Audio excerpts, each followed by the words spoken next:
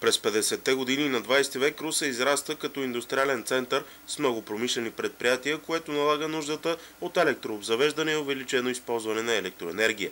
Старото механо-електрическо училище не може да задоволи нуждата от специалисти в тази сфера. По тази причина паралелките по електроспециалностите се отделят в самостоятелен техникум, създаден на 1 септември 1962 година. През 2003 година наименованието на техникума по електротехника е заменено с професионална гимназия по електротехника и електроника. През 50-годишната история на учебното заведение, хиляди младежи и девойки са получили в него своето добро професионално образование. Учебният процес се осъществява от високо квалифицирани преподаватели с богат педагогически опит. Гимназията разполага с модерно обзаведени кабинети и съвременни учебно-технически средства.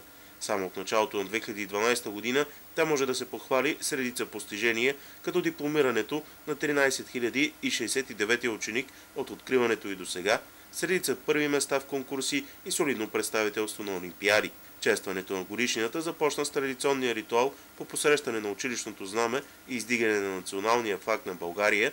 Открита и осветена бе новоизградената зала Тържествена. В следобедните часове по централната улица Александровска премина общо училищно шествие от парка на младежта до доходното здание, където във вечерните часове се състоя и празничен концерт.